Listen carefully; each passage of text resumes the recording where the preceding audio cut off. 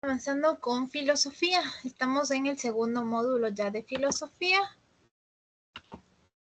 Listo. Por favor, recuerden las personas que aún no han realizado la pruebita de filosofía de la unidad 1. Ya está habilitada y también ya la rendimos aquí, así que pueden revisar la clase específicamente antes de rendir la prueba. ¿Ok? Vamos a la siguiente unidad. Aquí ya vamos a establecer una nueva corriente filosófica. Esta nace a partir de la decadencia de la escolástica. ¿Qué era la escolástica en específico? La nueva corriente que surgió en base a la religión. ¿Sí? Después de que los patristas establecieran como tal este proceso de pensamiento relacionado con la iglesia, en donde mezclaba lo mítico, ¿no es cierto? Y la razón, la parte de logos. Ahora, esta nueva corriente ya se separa nuevamente de estos aspectos religiosos, ¿sí? Y empieza de nuevo a enfocarse en la racionalidad, en la parte crítica, algo que se pierde dentro de la escolástica. El inicio y el fin. La Edad Moderna comienza en el siglo XV y termina en el siglo XVIII. Entonces, empieza con la caída de Constantinopla y que los turcos pierden el poder, y esto tiene su fin o llega a su fin a la Revolución Francesa. Usted ya sabe, en esta imagen le voy a hacer un poquito más grande para que pueda observar mejor. Esta es una imagen característica, ¿no es cierto?, de la Revolución Francesa. Con la Revolución Francesa y la nueva corriente filosófica que nace también y que empieza nuevamente con lo que conocemos con el Renacimiento, tenemos que muchas de las ideas que maneja la población en este momento son bastante diferentes a lo que la Iglesia quería imponer anteriormente. Son muy diferentes. Entonces vamos a identificar. La filosofía en este tiempo ya empieza a verse en este caso como una rama independiente. Sí, como una ciencia específicamente que hay que estudiar. Ya empiezan a separarse, a segregarse las diferentes ramas que hoy conocemos específicamente, y también empieza a acentuarse el positivismo. El positivismo, en este caso, tiene algunas connotaciones. Desde la psicología, la psicología positivista significa que resalta, ¿no?, las buenas, digámoslo así, sentimientos, que sea usted optimista en la vida, que vea las cosas de una manera positiva, como su nombre lo indica, ¿sí? Desde el punto de vista filosófico, en cambio, el positivismo es una corriente que sostiene o que incentiva el conocimiento auténtico, ¿sí? Para verificar en este caso el conocimiento y la realidad en base a la observación, en base a la experiencia. Empezamos ya con el positivismo, a que yo voy a rechazar todo lo que son las explicaciones sobrenaturales. En este caso, todo lo que no tiene evidencia como tal, todo lo que yo no puedo observar, todo lo que yo no puedo replicar. Entonces, yo sé, digamos, que el agua tiene el proceso de evaporación, no porque viene un hada y hace que el agua se evapore, ¿no es cierto?, sino porque tiene un proceso como tal que yo puedo observar, que yo puedo replicar y que puedo decir si en efecto el agua se condensa. Entonces, el positivismo, que empieza esta corriente específicamente a dominar en este momento, rechaza totalmente las explicaciones sobrenaturales. En este caso, una persona, digámoslo así, no está poseída por algún espíritu o ente malvado, sino que tiene, no sé, alguna enfermedad en específico, o se manifiesta algo corporalmente, sí, pero no tiene explicaciones sobrenaturales o paranormales. Todo debe de ser explicado en base a la observación, en base a la verificación del proceso, ¿sí? Circunstancias que influyeron. Ya sabe usted que en este momento de la historia decae totalmente la escolástica, ¿sí? Decae este tipo de pensamiento predominante, en donde la iglesia ya adoctrina, ¿no? Realizaba su proceso de adoctrinamiento con la mezcla de la parte racional del ser humano, en donde, como ustedes pudieron ver dentro de la escolástica, se establecen diferentes centros de educación en donde el apogeo de la teología, en donde se estudiaban únicamente ciertos libros aprobados por la Iglesia para que sean difundidos en base al conocimiento, aquí la escolástica empieza a caer y empezamos nosotros a tener un proceso de renacimiento, es decir, que empieza a volverse a valorar lo que se perdió, como por ejemplo el arte, la cultura romana en específico, vuelve con fuerza a que cada uno de los seres sea crítico, sea observador, no se deje únicamente llevar por lo que se le enseña, sino que pueda en este caso investigar, a ser una persona que refute como tal lo que se le enseña, ¿sí? Y que crean específicamente lo que se puede replicar, lo que se puede observar mediante el método científico. Aquí también tenemos un punto muy interesante que es la reforma protestante. No sé si ustedes han escuchado que tenemos una religión protestante por factor de la iglesia y demás. A Martín Lutero, no sé si ustedes lo han escuchado específicamente, Lutero fue, aunque no quiso, fue el precursor de esta corriente religiosa de los protestantes, que en específico Lutero realiza las 99 tesis en donde, digámoslo así, critica un poco a la iglesia por razón de que la iglesia pedía, digamos, diezmos o compensación por cualquier actividad que hacían, bautizos, enterrar a los muertos, todos los sacramentos que nosotros podemos conocer, ¿no? Pedía una compensación alta y que no todas las personas podían acceder a estos beneficios, ¿no? A estos sacramentos como tal. Perdón. Ya, entonces la reforma protestante rompe la unidad que tuvo la iglesia, la fuerza que tenía la iglesia en específico, y empieza de igual manera a surgir esta nueva ideología dentro de la iglesia en donde se cree en lo mismo, ¿no? En Dios, la Trinidad, etcétera, pero con un enfoque totalmente diferente al que se manejaba en ese momento la iglesia romana, ¿sí? Entonces, Martín Lutero es de la reforma protestante, que ya les voy a enviar también una actividad para que ustedes puedan observar específicamente la película y cómo la iglesia tenía en ese momento tanto poder que en realidad, y tantos creyentes, que en realidad podía darse el lujo de ser selectiva, por así decirlo, y no de aceptar a todo su rebaño, a toda su congregación directamente y brindarles los servicios religiosos que hoy en día conocemos, ¿no?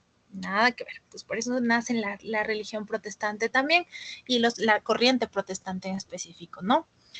Tenemos una nueva realidad política y económica. Por supuesto que sí, usted sabe que con la Revolución Francesa empieza la revolución tanto en Europa como en América Latina, influenciados por estas ideas liberales en que cada uno tiene que tener su propio gobierno, un gobierno democrático, no un gobierno monárquico y demás. Usted sabe que dentro de Francia también se establecían las diferentes clases sociales, ¿no es cierto? En donde la burguesía anteriormente eran los explotados, la clase trabajadora. Sin embargo, después de la Revolución Francesa se acentúa o estuvo con fuerza el nuevo sistema económico conocido como capitalismo, en donde yo ya tengo a la burguesía, tengo al proletariado y demás, ¿no es cierto? Tengo la clase dominante y demás. Entonces, todos estos cambios ocurren dentro de este tipo de corriente, ¿ya? Tenemos dos específicos que resaltan, que es el Renacimiento, ¿sí? En donde yo, como les decía, vuelvo a apreciar nuevamente ese pensamiento filosófico que teníamos anteriormente en Grecia, antes de el posicionamiento de la iglesia, un pensamiento libre, un pensamiento sin ataduras, en este caso sociales ni religiosas.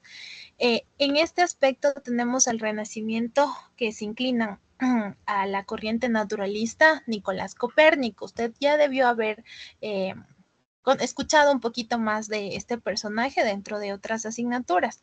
Así que coméntenme, ¿quién fue Nicolás Copérnico? ¿Cuál fue su aporte sobre todo, no? ¿Qué realizó? ¿Quién sabe? A ver, gánese la actuación por ahí, que a quien le fue mal en la pruebita. ¿Quién fue Nicolás Copérnico? Guárdese. ¿Qué hizo Nicolás Copérnico? No, nadie. Nadie, Fue un nadie, nadie. astrónomo, Ajá, matemático polaco del siglo, muy bien. creo que 15, 16. Del siglo. Muy bien. ¿Qué hizo? Eh, hizo, hizo creo que la teoría de heliocéntrica, algo así es, ¿no? Eso, exactamente. El sistema heliocéntrico, en donde propone, ¿no es cierto?, que la Tierra no es el centro específicamente en donde giran los demás planetas, como el Sol, ¿sí? Sino que establece que tenemos un sistema en donde el Sol es el centro de nuestro sistema solar, no centro, el centro del universo. Entonces usted por ahí ha de haber escuchado anteriormente, ¿no es cierto?, que antes creíamos que la Tierra era el centro del universo, que todo giraba alrededor del universo. Sin embargo, Nicolás Copérnico, al ser astrónomo, establece y formula esta teoría conocida como heliocéntrica del sistema solar, en donde su nombre mismo lo indica, es heliocéntrica, helio, que es del Sol específicamente, ¿no es cierto? Y nos dice que el Sol es el centro del universo y la Tierra es únicamente un planeta que gira alrededor del Sol. ¿Sí? Anteriormente Sí. la iglesia manejaba que nosotros teníamos un sistema universal de geocéntrico en donde la Tierra era el centro del universo. Sin embargo, Nicolás Copérnico descubre, ¿no?, en base a sus estudios, que en realidad no es así, que nosotros no somos el centro del universo, el Sol es el centro del universo. ¿Sí? Y a pesar de que Nicolás Copérnico estaba afiliado a la iglesia, sí, era parte de la iglesia como tal, desarrolla esta teoría, sin embargo, por factor digamos, de la censura como tal, que en ese momento tenían de los nuevos descubrimientos y demás, no publicó como tal su teoría, porque sería, al igual que lo que pasó con Galileo Galilei, sería rechazado y repudiado por la iglesia, excomulgado, que era una de los castigos que utilizaba la iglesia con mayor frecuencia en los que consideraban blasfemos porque iban en contra de lo que la iglesia como tal sostenía, ¿no? O enseñaba. Entonces eran considerados específicamente como herejes, ¿ya? Ahora, Galileo Galilei, él sí dio a conocer esta teoría como tal, defendió la teoría de Nicolás Copérnico de que tenemos un sistema heliocéntrico en donde establecemos, ¿no es cierto?, ¿cómo decirlo?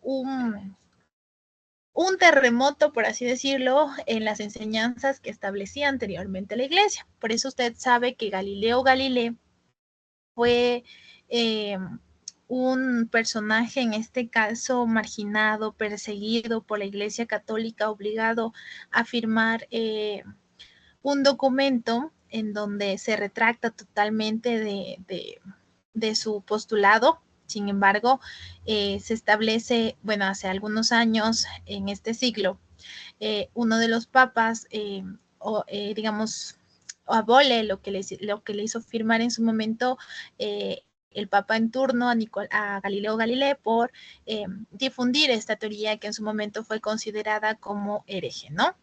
Entonces ahí igual podemos ver un poquito la decadencia de la escolástica, en donde empiezan a surgir diferentes pruebas y demás de que lo que dice la iglesia, lo que plantea la iglesia, que está en relación a lo establecido dentro de la Biblia, no es en sí en la realidad en la que vivimos, o sea, no es comprobado ni demás, ¿sí? Entonces Galileo Galilei, de igual manera astrónomo como Nicolás Copérnico, establece el uso también del telescopio y este es su aporte, ¿no?, dentro de este momento de la persecución que sufrió por parte de la iglesia.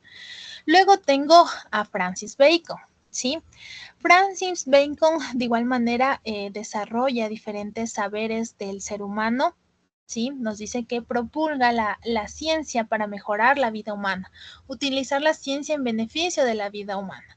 como lo utilizamos el día de hoy. Usted sabe que el desarrollo de la penicilina, el desarrollo de computadoras, de teléfonos, de demás cosas son hechos o realizados en base a la ciencia.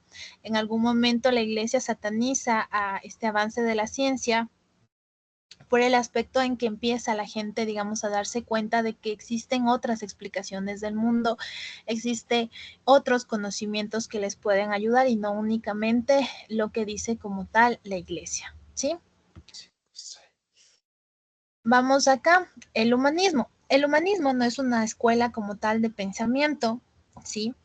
Pero nos da de igual manera una pequeña revolución, un pequeño cambio como tal, en donde se resalta la humanidad, como su nombre lo indica, de nosotros. Recuerde que anteriormente nosotros establecíamos que no somos animales porque tenemos características específicas que los animales no tienen, ¿no es cierto? Tenemos capacidades diferentes, pensar, analizar, diferenciar algunas cosas, ¿sí? Entonces tenemos, digamos, habilidades diferentes. Entonces, el humanismo más bien es un movimiento intelectual que surge de igual manera en Europa durante el Renacimiento. Entonces, no es específicamente una corriente, pero sí surge de la mano con el Renacimiento, en donde vamos a establecer la dignidad que nosotros tenemos como seres humanos. Se resaltan nuestras capacidades como seres humanos, como nuestra capacidad de tener ética, de administrar conocimiento, de impartir la razón, ¿sí? Entonces, a partir de ello nace el humanismo, ¿sí? Nace el humanismo de igual manera inspirado dentro de las obras clásicas de Grecia y Roma. Recuerde que nace de la mano con el Renacimiento, ¿no? Entonces, el humanismo en específico resalta nuestras características intelectuales, nuestras características, nuestras cualidades como tal, por ser humanos, ¿no? Y también defiende la libertad y el desarrollo individual, englobado también en la nueva reforma de gobierno, ¿no? En que nosotros somos libres. Sí, nosotros podemos comprender el mundo específicamente, nosotros podemos mejorar nuestra vida, tenemos el poder del conocimiento, entonces podemos hacer diferentes cosas, ¿no? Entonces establece la propia autonomía y la autonomía en este caso se separa totalmente de la religión.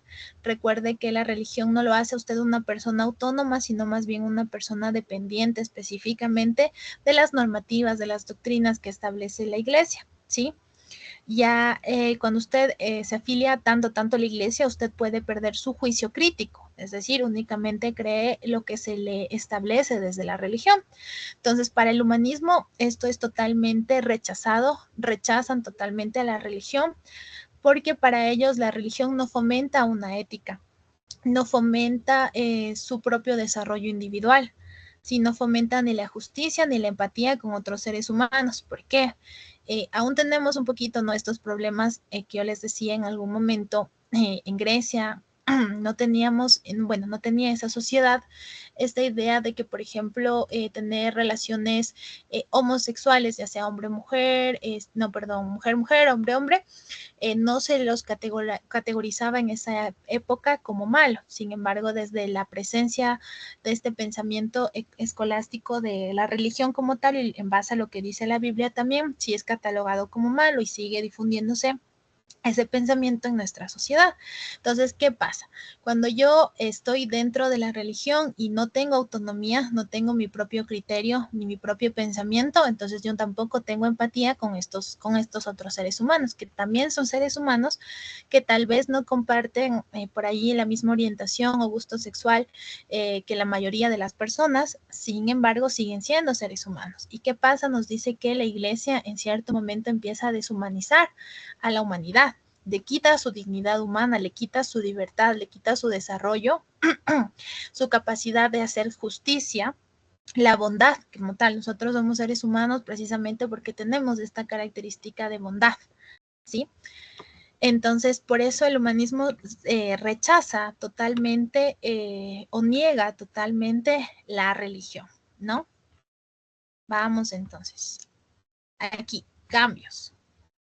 cambios en la religión. Con la Reforma Protestante, que como les decía, nace a partir de las 99 tesis de Martín Lutero, si usted no ha conocido este aspecto, le recomiendo que busque 99 tesis de Martín Lutero, en donde usted ve que en realidad Martín Lutero no está como tal,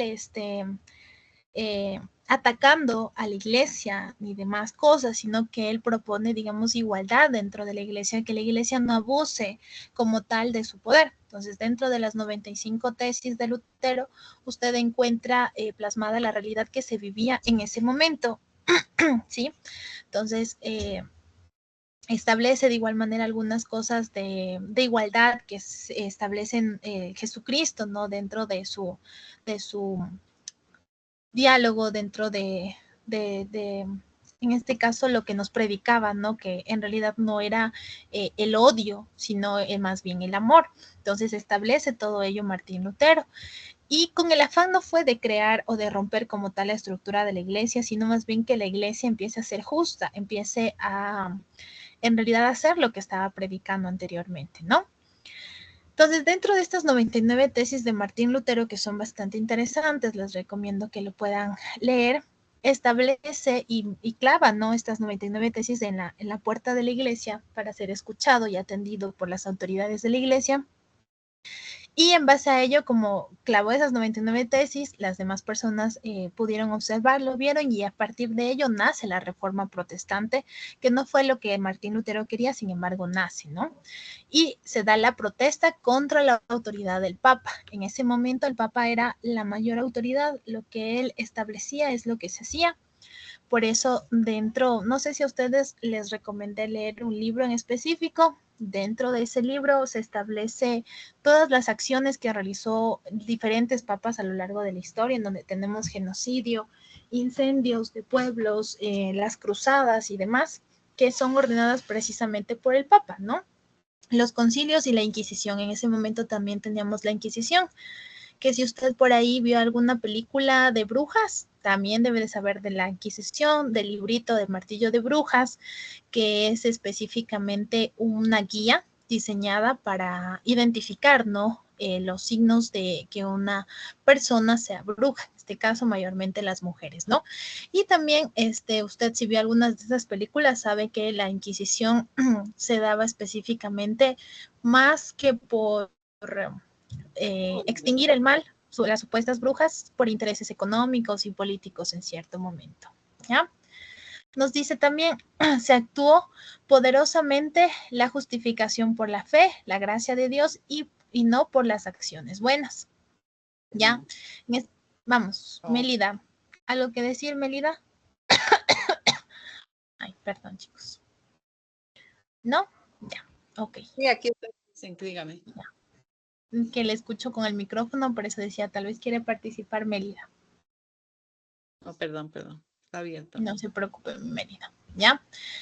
Entonces, dentro de este momento, la iglesia empieza a tambalear y la gente empieza a dudar específicamente de lo que propone la iglesia, ¿sí? De lo que establece, del tipo de doctrina que está manejando la iglesia, porque en cierto momento, como aquí lo indica, ya no importaba sus buenas acciones. Dentro de la Biblia dice que usted puede entrar al cielo si usted tiene buenas acciones, no importa en este caso que sea rico o pobre, sino que usted dentro de su vida haya hecho buenas acciones.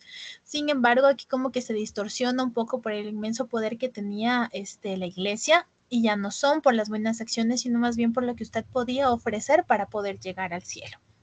¿Sí?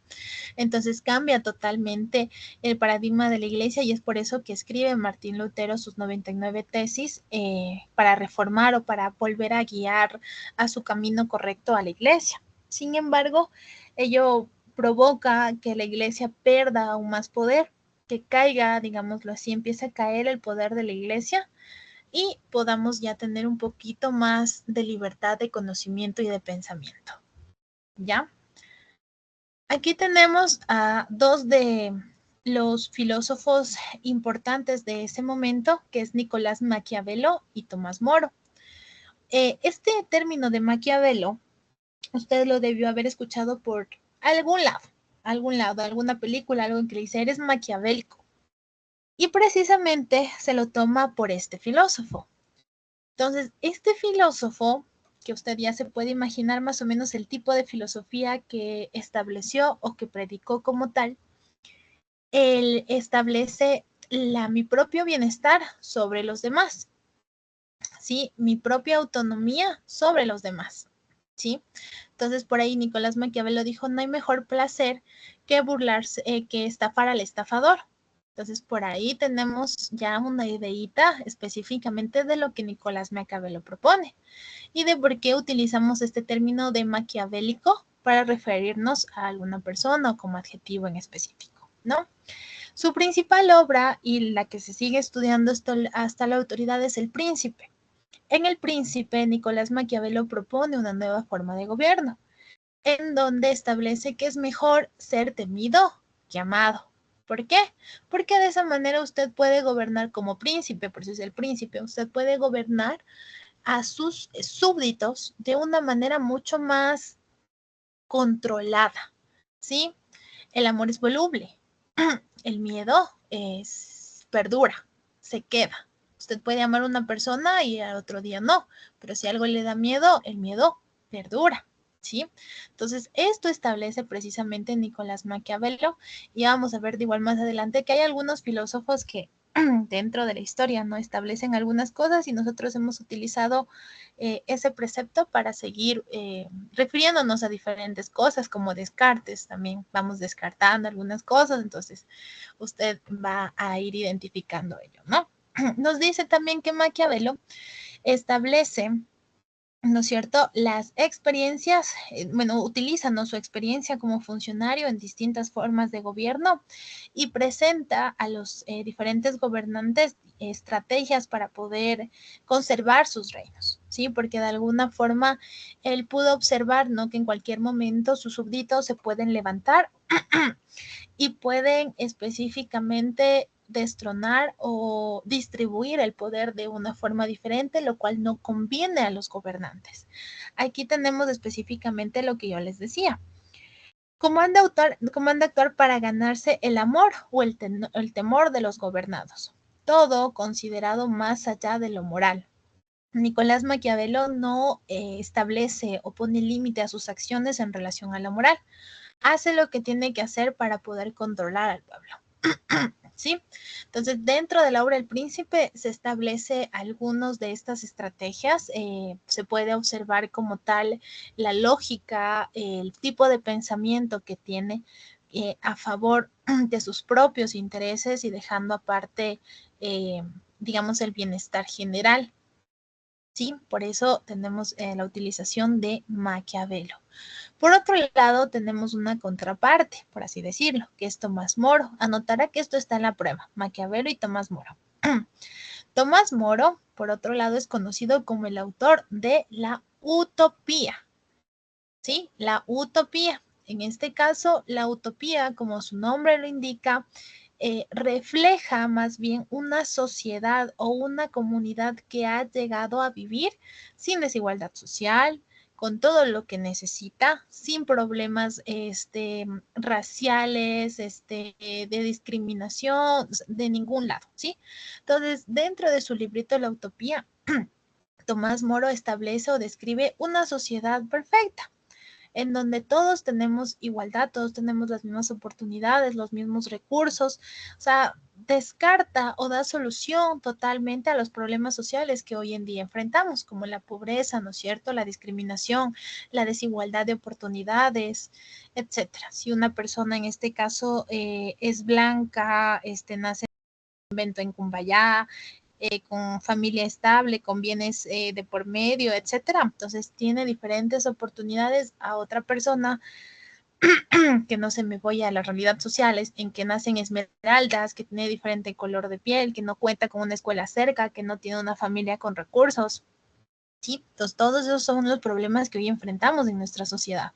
En cambio, en la utopía no se presentan estos problemas, se han resuelto totalmente. Es una comunidad de hombres y mujeres que viven y trabajan en armonía, en agrupación. Y la utopía también es un libro muy interesante. Sin embargo, aunque está muy bonito en teoría, Tomás Moro no establece cómo una sociedad puede llegar a ello. Sí, qué pasos tengo que seguir o qué sistema económico tengo que tener para yo poder hacer esto realidad.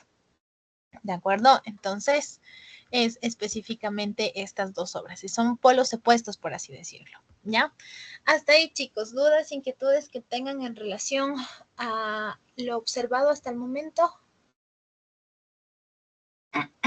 Nada, seguros. Bueno, revise por Seguro. favor. No sé si han escuchado a Martín Lutero, pero les recomiendo que hay una película también de Martín Lutero. Vean la película, lean las 99 tesis, se van a dar cuenta que en realidad él no está atacando a la iglesia como tal, sino que únicamente pide, digamos, justicia o igualdad para que todo el mundo pueda ser parte de la iglesia. Y también establezcan que la reforma protestante, porque es diferente a la tradicional de la iglesia católica. Hay una película. ¿Qué película dijo, licenciada? De Martín Lutero. No me sé el nombre de esa película. Martín Lutero, película. Pero hay una película que habla específicamente de cómo nace la reforma protestante. No, se llama Lutero. La película se llama Lutero. Ajá. Lutero se llama la película como tal. Está en YouTube. Está en YouTube. Ahí pueden ustedes observar específicamente la película de Lutero. Les recomiendo la versión antigua, que es mucho más específica, no la nueva. Es mucho más centrada a los sucesos sucedidos por los sucesos de Martín Lutero, no con la iglesia. ¿Ya? Y de igual manera hay audiolibros, ¿no? Para que usted pueda escuchar El Príncipe o La Utopía, en donde, como les digo, únicamente establece ese pensamiento un poquito, digámoslo así, no sé, frívolo que tiene para los gobernantes, para que usted mantenga el poder, que pueda dominar, de hecho, pueda provocar temor o amor en su población. Y por el otro lado, Martín Lutero, que nos establece una sociedad perfecta, excelente, sin problemas sociales, pero no nos dice cómo llegar ahí, la pequeña falla de cómo llegar ahí, ¿ya? Listo, chicos, me despido, muchas gracias. Mande José Naranjo, dígame. En Martín Lutero nos hizo ver dos temas, el renacimiento y el otro tema, ¿cuál era? Humanismo. El humanismo. Ajá. Revisen Martín Lutero y Tomás Moro porque eso está dentro de la prueba. El humanismo, usted ya sabe que como su nombre lo indica, resalta las características humanas de la sociedad, se separa totalmente de la iglesia porque también por ahí en alguna película usted ha de haber visto, o en casos de la vida real también, que se plasman, ¿no? Que a veces cuando nos adoctrinamos tanto dentro de la iglesia y usted pierde su capacidad de criterio, existen hasta sectas que pueden abusar de los niños, hay diferentes aspectos de violencia, suicidios colectivos y demás, cuando nos dejamos llevar tanto por lo que se establece dentro de la religión. Entonces, el humanismo hace que nosotros volvamos, digámoslo así, a tener criterio, a que usted actúe por su propia voluntad, tenga su propia autonomía y no se deje guiar específicamente por todo lo que diga la iglesia, que sea crítico, que empiece a criticar, a ver, ¿por qué no tengo que querer a mi prójimo porque tiene esta característica o por qué? ¿Ya? Eso. Listo. Chao, chicos. Nos vemos la siguiente clase. Y tengo buen fin de semana.